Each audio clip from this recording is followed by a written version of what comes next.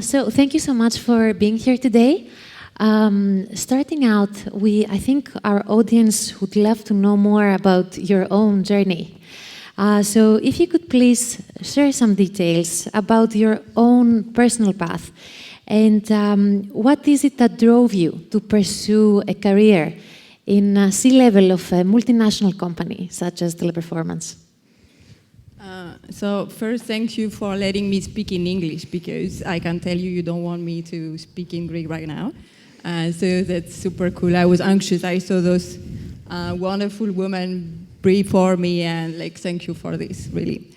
Before we start, I want to make a big applaud to those men that thank you for being here with us. I think we need more of you, so thanks. Just let's get an applaud to them. I think it's really important that hopefully next year we also have a lot of men in the audience. So I will share a little bit of my story, and I used to say I had season in my life. So I'm French. Let me start from the beginning. This is where Charlotte doesn't really sound Greek, because yes, definitely I'm French, 100% French. And I actually am an immigrant. So I came 20 years ago now in this beautiful country with my son. So yes, I was super young. Don't ask me how old I was. I was definitely young, and I had a baby. So I had to come in this beautiful country. But 20 years ago, all the women I had around me were mostly not working. They had made a choice, or it was not always a choice, to take care of their home and their kids. There was something inside me, despite the fact that on my environment, everybody would let me, that was kind of the way to go. 20 years ago, I was a young mom. I was not even talking Greek. I do talk Greek, by the way. Not super good, but I do talk Greek. So the influence was definitely your place is more to be a mom. But there were this thing inside me that was telling, no, that's not what I want. I want to go out there and work and find a way to do the impact that I was feeling I had to do. So I moved from an environment with a lot of women actually setting back into their dreams to really fighting for them. So that was the first season of my life. Again, if I was a Netflix series, maybe I would say I have 3 seasons. I don't have one, by the way, so... The second season of my life was, I made a lot of bad choice in my personal life. And I was in a relationship that somebody told me, again, do you really believe that you will, an immigrant and a foreign girl, you will go up into the organization? And this was really a click on my life, telling that, of course I can. And if I believe in myself, I can do this. So from this moment onward, I really choose that I will be the captain of my life. And I will choose where I want to be, and sky is the limit. So the third season of my life, and all through those seasons, I would never, ever imagine that I would be one day the CEO of Teleperformance, right? It is, by the way, one of the biggest companies in the country. But I just focus on doing really well my work. And a third thing that Peggy mentioned a lot, and I think we don't say it enough. Girls, we need to have a support functions around us. We need to get support, either from our friends, either from our families. The best part of my third season is definitely that I finally made the good choice of having a great husband. That is definitely my rock, and he's pushing me, and he's the one really believing in me and pushing me still today. Even if I'm running one big company, I still have a lot of doubts in myself. So yes, that's a little bit about the experience. Never said about CEO, but just going season after season. Building step by step, right, to get there. A lot of our speakers, and it's a very important topic that we talk about a lot, especially when it comes to women in tech. We talk a lot about having allies or sponsors, people that will advocate for you. And as you were talking about your path, I was wondering, were there any key people in your path that were supporting you either in the professional environment or even in the personal life, that you think had key impact in your advancement? There were for sure, and one is, I mentioned, is definitely my husband. And one of the things that we don't think enough about is surround ourselves with people that really believe in us. And that's also like something I want to address, girls, like sisterhood. Into our companies and everywhere we go, we are not united enough. We've been through a lot of competitions ourselves. Like instead of really supporting each other, we do compete one to the other, and that's definitely need to change. I did, of course, add a lot of mentors, men's mentors, because we don't have enough women's mentorship in the tech piece. And this is mainly coming, and hopefully we'll talk about that a little bit, on how much we put those young girls around us and we really make them learn from a young age and having access to technology. So definitely add great mentors, add people that supported me and advocate for me in the personal life and in the professional life as well. That's great advice. And I would also like to ask, since today we are in person, in an in-person event, and we have both younger women who are wanting to enter into the tech space, and then we also have more seasoned female executives, how would you advise them to approach them, to seek out a mentor, to seek out advice? What are some key questions maybe, or how can they pitch themselves as being a mentee? What do you think? How could we help them out today? So I think everything starts with us, right? And it's really having this vision, or at least a path on where we want to go. One important thing is that nobody's coming. So nobody is coming, and the day is not coming where you will feel safe enough to go and move on. So there is no key or the day that I'm gonna wake up on the morning and say, I'm ready and I can do for it. So one advice is do the first step and you will find your path. The second advice is make sure that you are true to yourself. Never lose yourself, whatever environment it is. Speak out, address some of the behavior and some of the unconscious bias that are here in the workplace. We need to advocate for ourselves. And the first thing is create a network. I told you before. There is a big issue we need to address ourselves, this competition into this woman environment that we don't speak enough about. We need more support ourselves. So get there, be comfortable, being uncomfortable. I'm not comfortable every day. I was not born ready as a CEO. I do mistakes. Be yourself. Go, you want, and this is the only way that you grow. So this is your call to action for today, everyone. Just to switch gears a bit, we're talking a lot about barriers. We've been talking about barriers, about women entering the tech space for quite a few years now. What do you think are those barriers still, and how could companies like Teleperformance help to overcome those barriers or, tear them down so that more women can enter in the tech space? The first barrier is the exposure. So as much as we don't close the exposure gap from the young girls around us, what happens is that, and now I have the microphone and I want to do the pyramid, but you won't hear me. The workplace is this pyramid we have, right?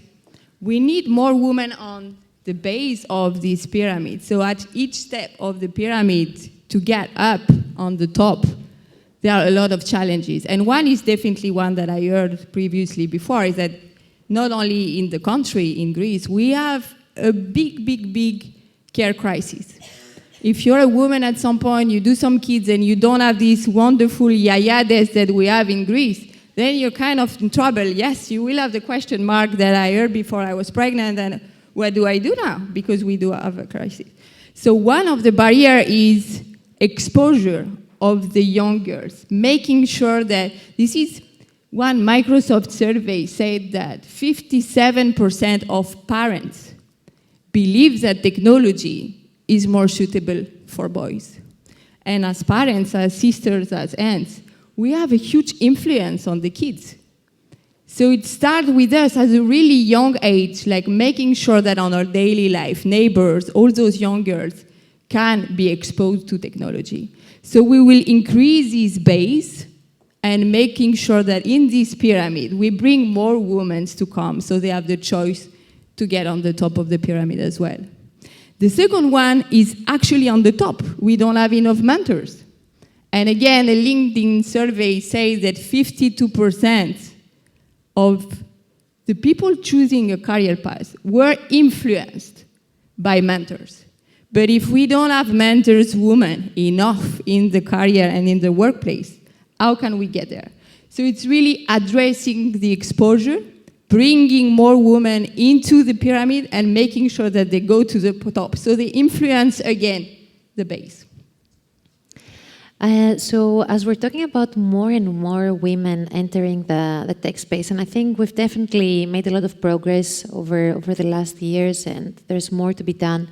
So how do you see the role of women in tech evolve over the next decade, let's say, or so? There are good news. So the first thing is that there are more and more events like this one, which again I call that we get much more men next year, hopefully, and some women. So there is a positive trend, definitely, because we start talking about it. We have many things to address. One is this care crisis that I talked about. But companies are getting conscious. I will tell you something. So I'm French, I'm from Paris, I love shopping. I'm responsible at home for 99% of what we buy. That's my thing. So companies understand that we need women into the engineering pieces, into the design pieces, because they are responsible globally of more than 75% of what people buy. So there is this consciousness from companies that we need to have a diverse place and get women there.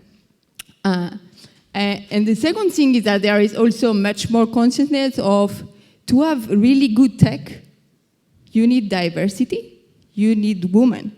And you need good tech with good regulation for tech as well. And here you definitely need women even more to be represented. Got it. How do you think, if we go from the industry level and what can the women's unique contribution can be in tech, as you mentioned, how do you think can individual companies encourage more women to pursue careers in tech? And what have you seen have been the most effective strategies that companies can employ to pursue this, to achieve this? So, as companies, we have come great responsibility. Again, it's a responsibility of the government with the care things I said, so we can have a choice. And it's a responsibility of the companies to make sure that as much as we can, we give flexibility to women.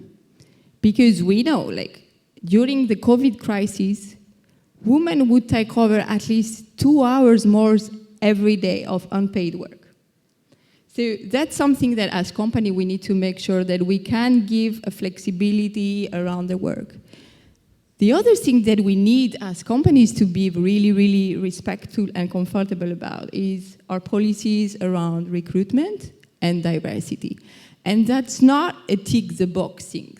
It's something that you really need to show into your companies and make sure that the policies and the dashboards show the evolutions of those women into the company.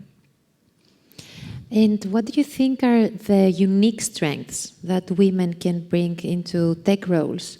And how can companies like Teleperformance also leverage those unique strengths to foster more innovation, more diversity in the products that they make? We have 30 seconds, so if I need to list the strength that we have girls, we're going to stay here all day. But let me say 2 or 3.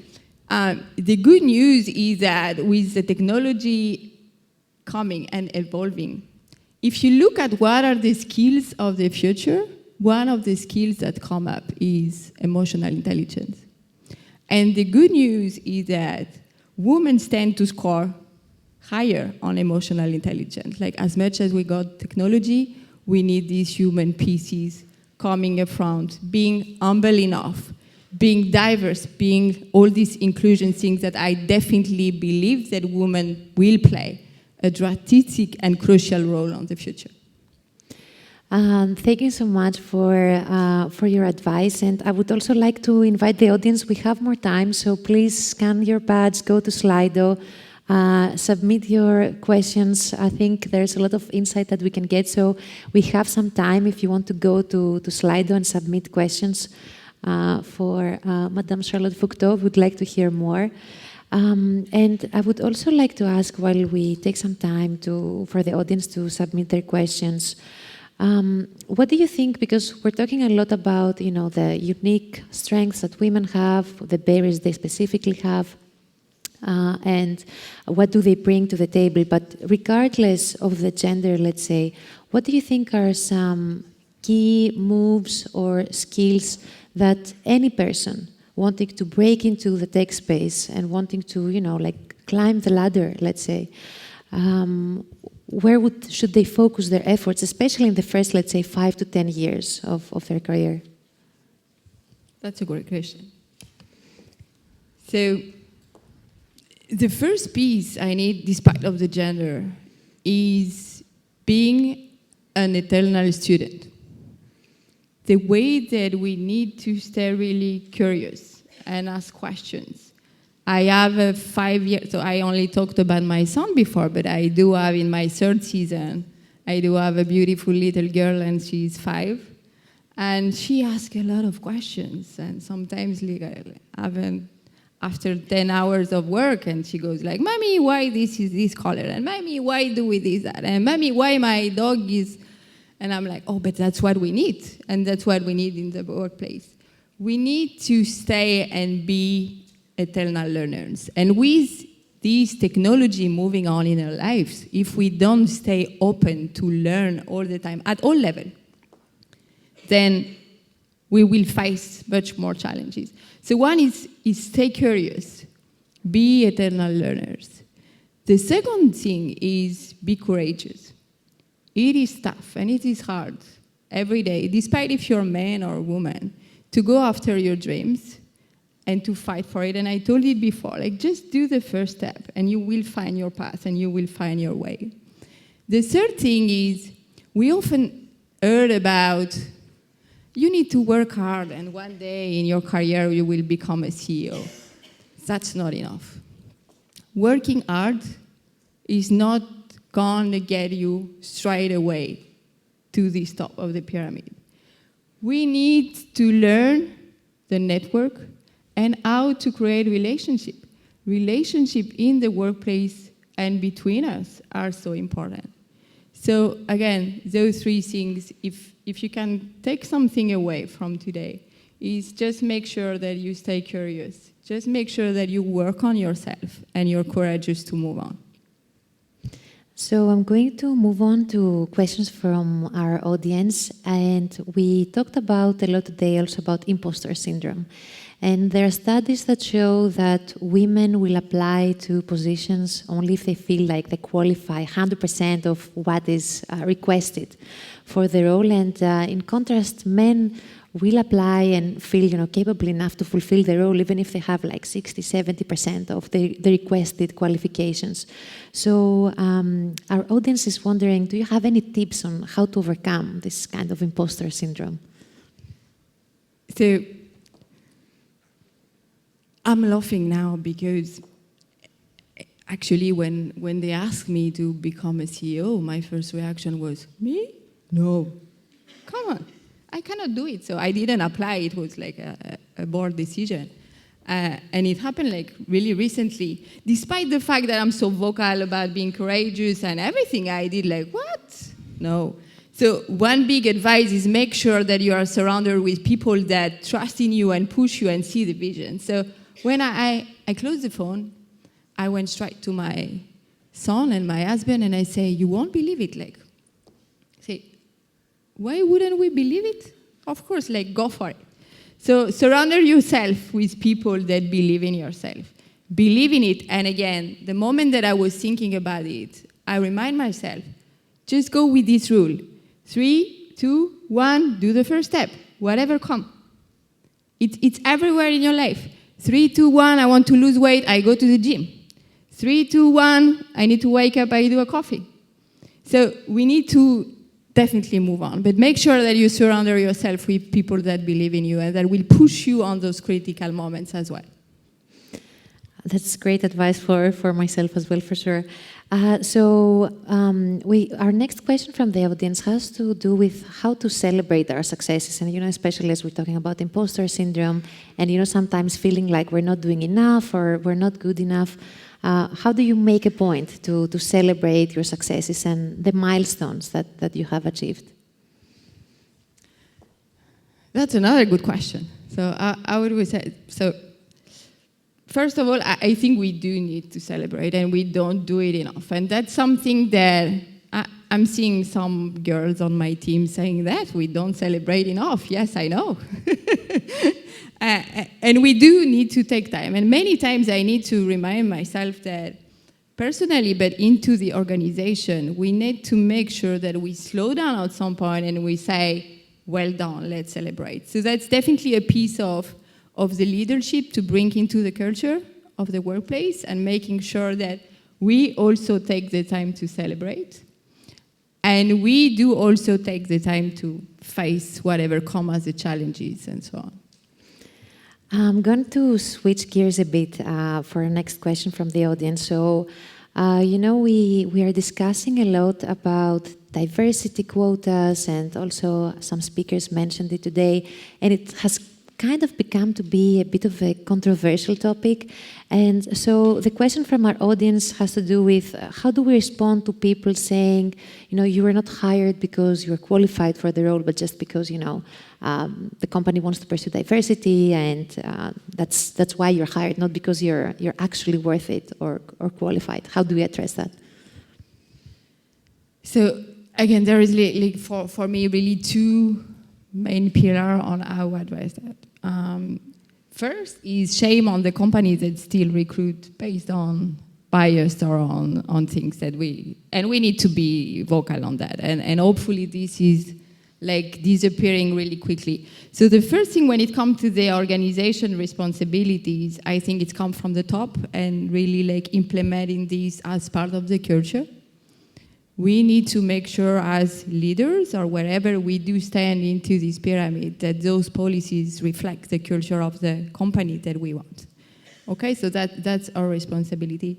But then if it's happened to you on a personal level, I think you just should feel that this organization was definitely not right for you. And this is also where the network comes. So if we are much more close together, if we talk to it, we will force some of those organizations that are still years away to change, because we will be vocal in between us.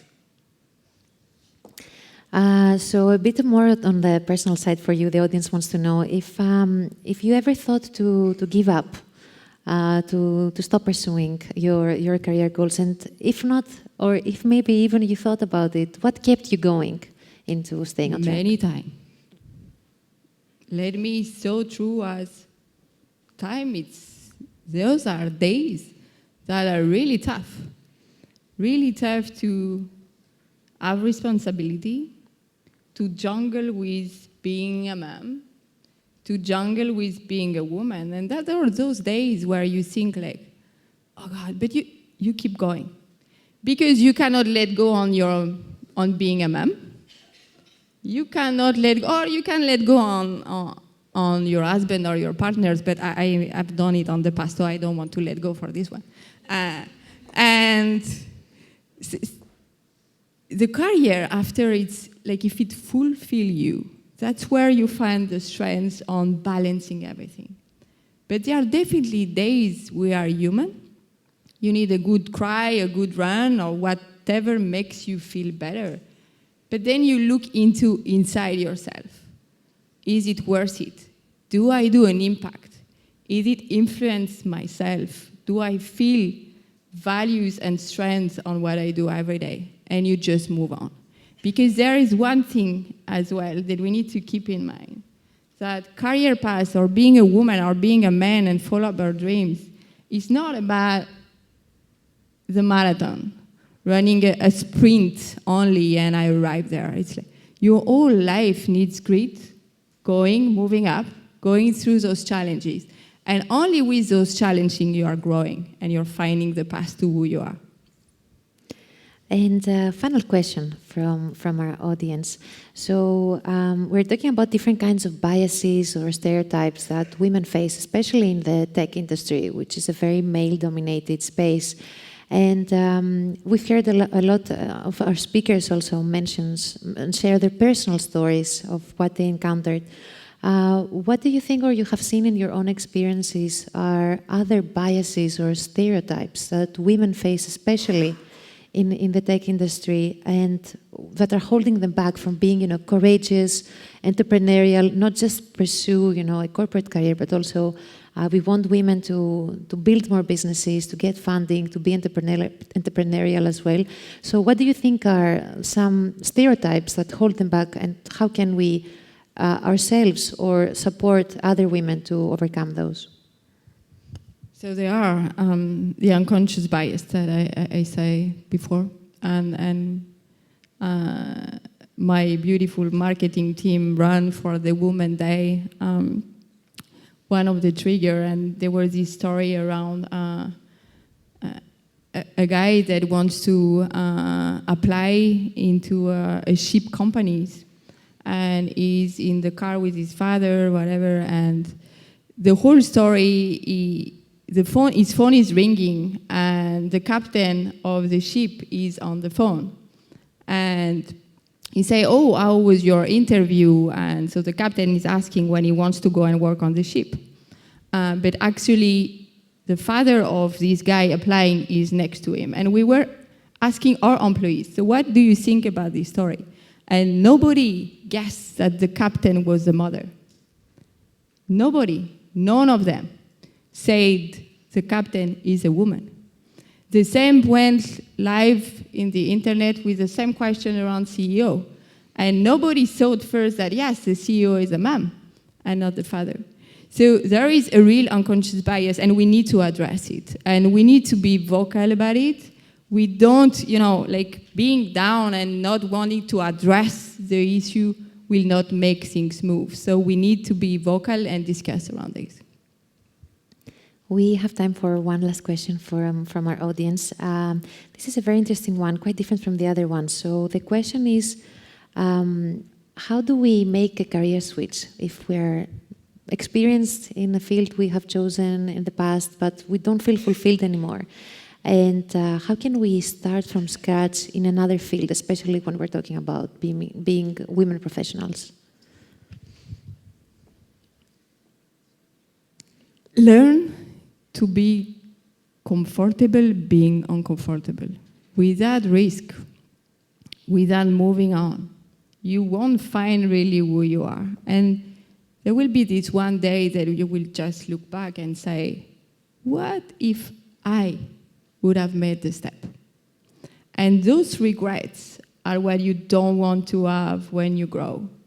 Those regrets are what you don't want your kids to see you having. I mentioned one thing. He's 21 today, my son. I was not the mother going with coffee with other mothers that were working all the time, but he said, I would never change my childhood for the example that you have bring in my life. Take some risk. Be the model that you want those young girls and those young boys to be.